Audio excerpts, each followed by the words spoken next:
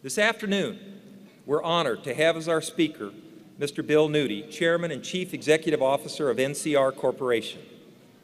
NCR is a global technology company with more than 22,000 employees and an annual revenue of approximately $5.3 billion. NCR and Georgia Tech hold a special connection. Access to Georgia Tech was an important factor in the decision by NCR to move its worldwide headquarters from Ohio to Georgia. When they announced last June that they were moving their corporate headquarters to Duluth, NCR said they would partner with the Georgia Research Alliance and Georgia Tech's College of Computing, Health Systems Institute, Industrial and Systems Engineering School, and the College of Management to keep its management, products, and services on the leading edge of innovation. We have partnered with them, and in fact, Georgia Tech today is working with NCR to set up its new manufacturing plant in Columbus so that it will be as efficient as possible. This new facility will allow the company to manufacture a new line of equipment in the United States instead of overseas. Mr. Nuti has a wealth of global and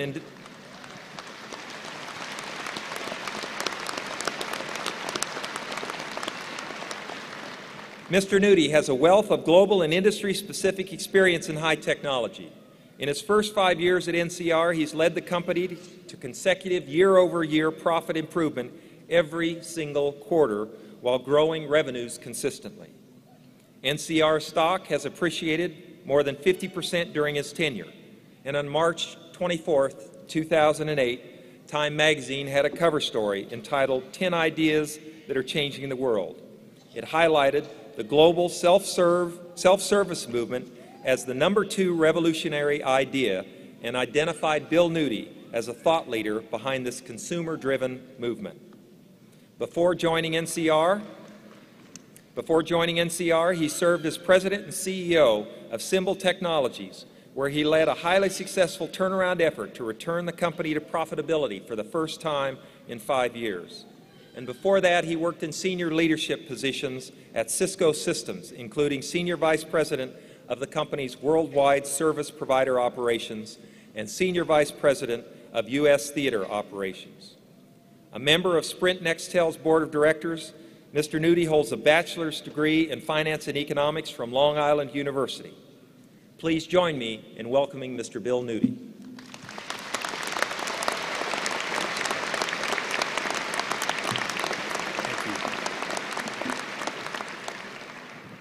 Well, thank you very much for the kind welcome, and thank you, Dr. Peterson, for inviting me here today. And I also want to thank the graduating class of 2010. I want to thank your families, Dean Giddens, faculty, and staff for the wonderful opportunity to address you on what is an incredibly momentous occasion in your life, and I am genuinely honored to be here today. Graduates, you find yourselves today at one of those important and sometimes uncomfortable crossroads in your lives. However, it is a crossroad encountered by countless students and people before you. But this year, I can assure you, things seem a little different. During the last 24 months, you all diligently completed your studies, you made plans, and prepared to enter the working world. But that world, just a few years ago, in which jobs were plentiful and where opportunities abounded, that has been completely turned upside down. Much of what we had all come to rely on, the prospect of a great job with benefits and the possibility of building a stable future with a house and car and comforts and other luxuries, has all been altered inexorably from the environment of secure promise to a world characterized by instability, fear, and uncertainty. Many of the students who immediately came before you from this very institution may still be looking for a secure position in the still unpredictable global economy. Some may still live at home or may have taken jobs in the services sector outside your chosen field of engineering. Some may even have no prospects at all in their chosen fields as a result of corporate downsizing and economic contraction Why, at some point, you may be asking yourselves, why is this happening? Why did this happen now and as I'm graduating from college and preparing to enter the workforce? My parents and their parents had myriad opportunities, but not so today. Things do seem bleak as ever was possibly imagined. The mood of disparagement can be found wherever we look, even as we enter what seems to be the stirring of a slow economic recovery. Perhaps what may sum up the situation are these headlines in the New York Times. Headlines like, "Woes for stock market mixed with inflation and layoffs." "Slump in the economy may be worse than expected." "The job outlook is seen as gloomy." "Investors wary over the economy. Watch moves of the Fed." "Too much credit built up too fast." "The pound weakens on doubt of economic outlook." "World Bank predicting economic decline." "Housing outlook dim. Buyers are fearful." "Estimated budget deficit appears to have doubled." I'd ask you a question. Do these headlines summarize the mood and concern about the economy and the jobs outlook? What may surprise you is that these headlines are not from the last 24 months, but they're from the years 1974 and 1980. I'm sure your parents and your grandparents, many of them here with you today and with us, can think back to their days in college or to their first jobs and remember those headlines and how they felt during those times. Perhaps they recognize the sense of frustration that many of you may be feeling. But you see, while we do find ourselves, in many ways, in unprecedented times, this isn't the first time we've found ourselves here, and it will not be the last. Both the U.S. and global economy have seen difficulties before, where the same fears, the same uncertainties, and the same trepidations stood before us. And in each case, we have faced those times head-on.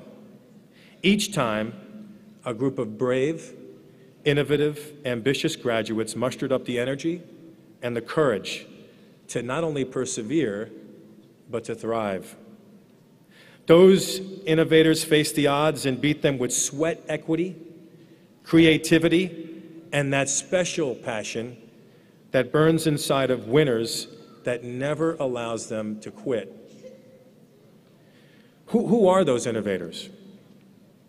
Look around you here today. Just look around. These human resources, past innovators who can act as resources to help you analyze today's challenges, they are your family members. These prospective mentors are experienced school of life teachers who can provide insight from when they faced similar difficulties in the past. So even if these difficulties seem insurmountable, realize that they did it, and so will you if you cast fear aside and put things into proper perspective. And they are there to provide you with their experience and insight to help you achieve your goals. There's an old saying, some cite it as a Chinese proverb, some say it's a curse. But it was reiterated by Robert F. Kennedy in 1966 in Cape Town. May you live in interesting times. And here's the good news for you, you do. And certainly these represent some of the most interesting of times. While we live through the seeming collapse and gradual rebuilding of our economy, the way that we now invest both our money and our time is changing. But change is okay. Our economy has gone from reliance on others to a do-it-yourself culture that insists on self-reliance. While we've seen the businesses of yesterday crumble and collapse, the future of communications has been altered irrevocably with the advent of social media. While we've watched one natural disaster after another plague our neighbors around the globe, we've found ways to help growing economies by reaching out both as institutions and individuals to create a stronger worldwide bond. As we've observed an unprecedented attempt at changing the healthcare structure of our country, we stand at the precipice of significant medical innovations, which is built upon the unique innovations that preceded it.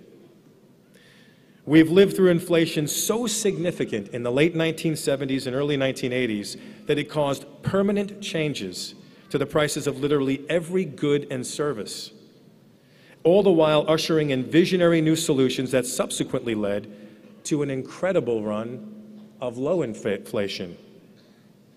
And we've watched the temperature of our planet rise and have responded by creating a movement and accompanying technologies that not only address our planet's needs, but to not adopt them has become a question of our morality. Just over the past few weeks, we have watched large countries fall so far into debt that social stability and the threat of unrest brings us back to the importance of staying balanced. Simple things like balancing our budgets, our time, and our focus on the future. Remaining on the forefront of tomorrow and never resting on the notion of what was. What will we learn and how will we respond to sovereign debt issues now? One thing I can guarantee you is for sure: something will be done. And changes will be ushered in that will provide greater stability longer term.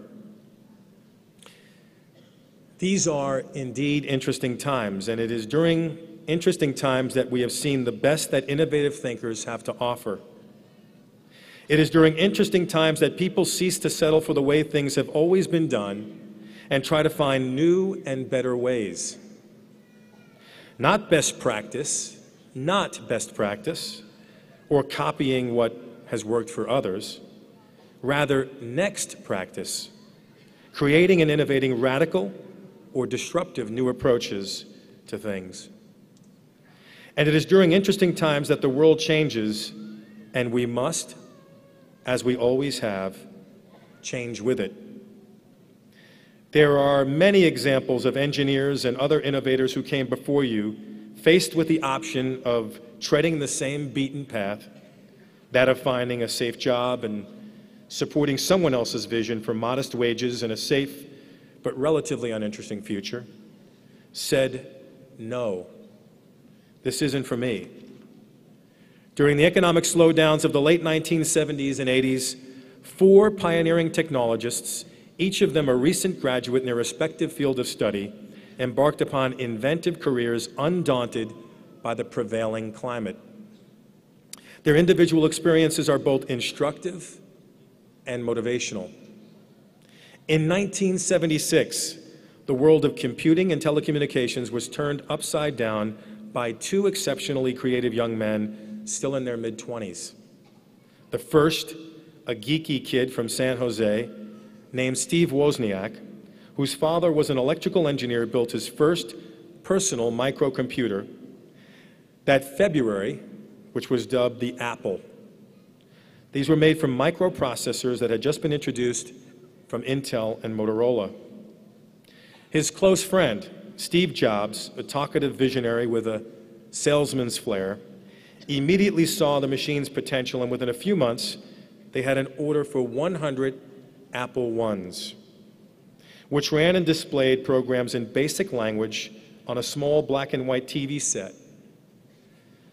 By April 1977, Wozniak worked and designed the Apple II on his own, complete with built-in programming text, color graphics, faster computing speed, and a much friendlier look than any other computers ever seen in the market.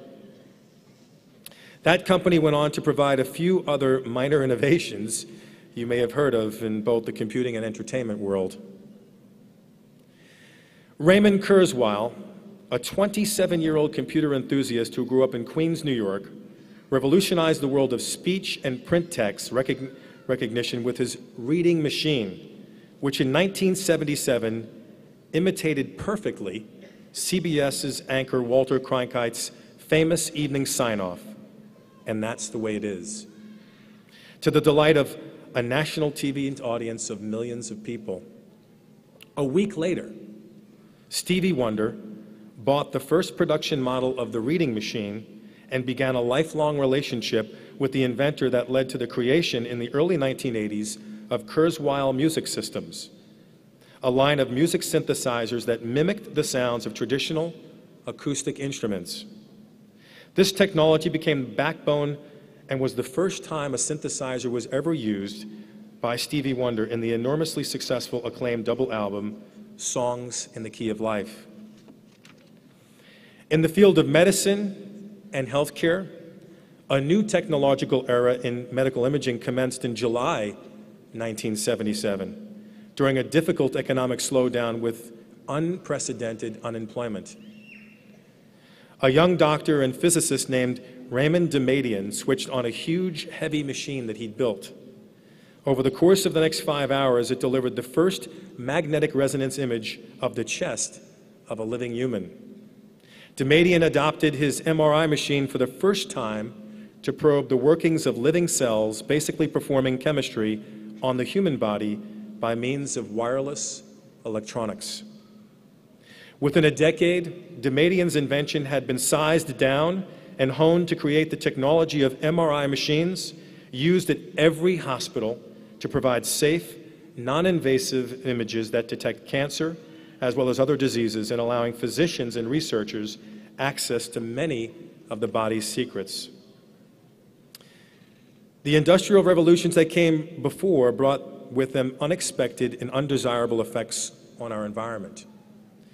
In the late 1970s and 1980s, a budding biologist by the name of John Todd began enlisting nature's own processes to create what he called living machines. The purpose of his patented systems for treating waste, purifying water, aquaculture, and farming was to shift technology and, by extension, the world to a more sustainable path. Todd founded the New Alchemy Institute in Woods Hole, Massachusetts, which tackles water pollution utilizing his living machines. A series of connected clear tanks recreate lost ecosystems by populating them with living plant and animal organisms whose interactions break down, eat, or otherwise process pollutants in the water. By the mid-1980s, living machines had been set up in Florida, Nevada, Rhode Island, Wisconsin, and Vermont to successfully treat waste from factories, nature centers, and schools. Presently, Todd is adapting his living machines to develop a method for compact farming that lets people raise food in relatively small spaces. If adopted, his new method of harnessing natural processes would bring the production of food closer to urban areas and eventually open up more space for non-industrial and non-farming uses across the nation and worldwide. The list goes on. Recent examples in the software and internet space include Jack Dorsey, creator of Twitter, Mark Zuckerberg of Facebook, Reid Hoffman of LinkedIn, and of course, Larry Page and Sergey Brin of the famous Google, who decided that the way people got their information from the internet just wasn't working the way they thought it should. And they went about to providing free internet-based services in a wide variety that was ever imagined before. These are all people who, when faced with the prospect of doing things the way they had always been done in an environment that provided them no advantageous benefit for doing so, just said no. Each of these individuals blazed their own paths, creating new ways of thinking about things that had never been thought of before. Or you can alter or enhance current platforms to allow the current state of technology to stick around a nanosecond longer. But why not look beyond today? Clearly, your parents, your teachers,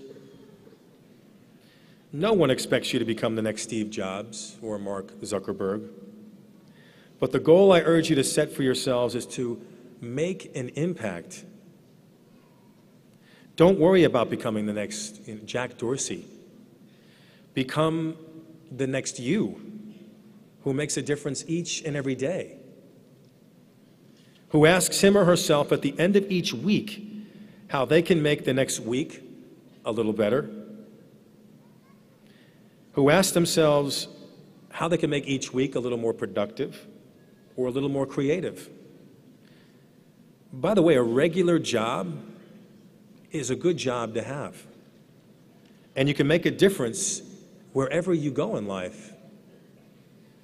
But no matter what your path, go to work each day with purpose, with passion, and with intensity, and dedicate yourself to thinking about how to do that each day and do it better each year. Engineers such as you Georgia Tech grads will be at the forefront of every innovation we can measure: medicine, energy, consumer products, banking, construction, and the list goes on. None of the innovations that we enjoy today were possible without the intervention of a creative-minded engineer who either had an inspiration or the intelligence and innovative thinking to make someone else's inspiration possible. And isn't really that why each of you studied engineering in the first place? Isn't that why you're here today, graduating from this prestigious institution, preparing to make your mark on the world? You're here because you want to solve problems, you want to find solutions, you want to change the world, I hope. And I would encourage you to go out there and absolutely take some risks. Don't settle for someone else's vision. Chase your dreams, whether you're working for an established company and helping them to improve their systems and innovation quotient internally, or out there seeking a yet unknown path. Will it be more challenging than ever before? I'd be lying to you if I said it wouldn't. You bet it will. The United States is pitched in a battle with the rest of the world, including the developing world, for innovation. Top scientists and engineers are being recruited from India, China, and other countries simply because they are thinking about the world differently and represent an opportunity for large companies to innovate less expensively and more rapidly.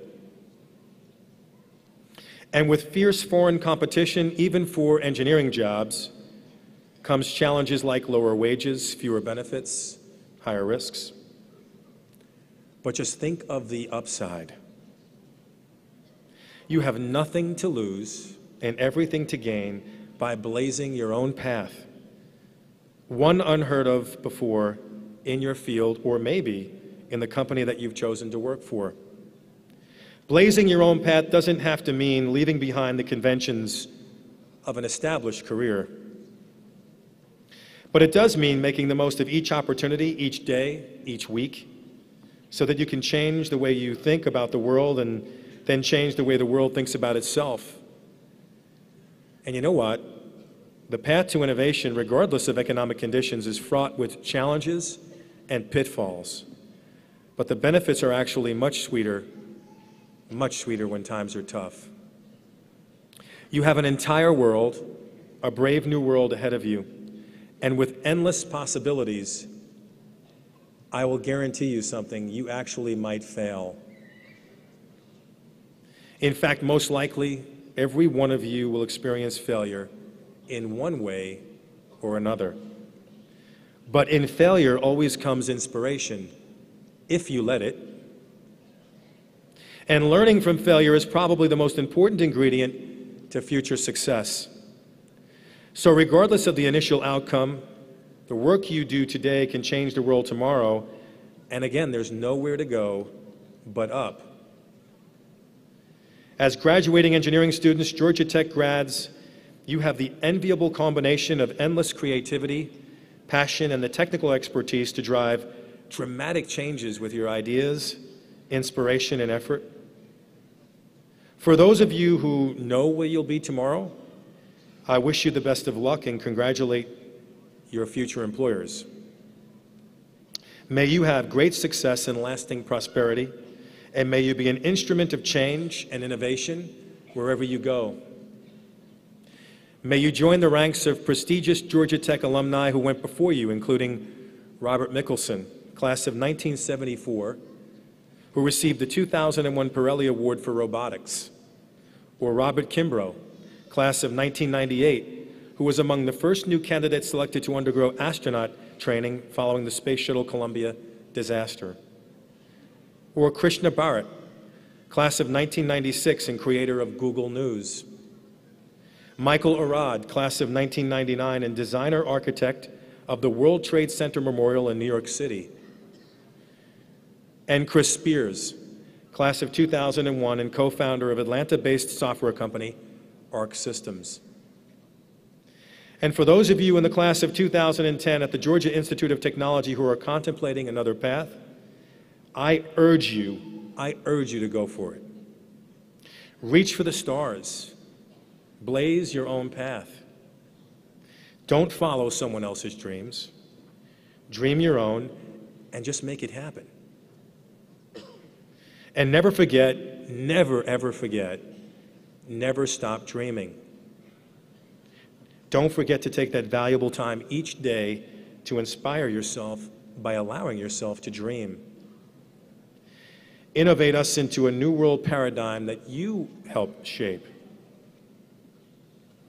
I guarantee you the world's awaiting you, because we're all waiting for you, including NCR.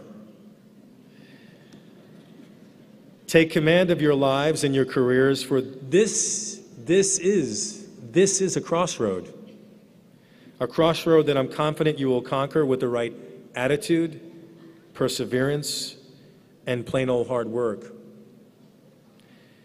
But before I modestly close this, I have to ask all of the graduates in the audience a question. Now, I have to tell you a story. When we decided to move our company to Georgia, in the press, even on television, I've been accused of being a Georgia Tech guy. And you know, when you're a chairman and CEO of a company, moving a company to Georgia, you kind of have to be a fan of Georgia, as opposed to one institution of Georgia. But I've made my choice, and before I finish, I have to ask you, and you students, please stand up. I have to ask you one question. What is the good word?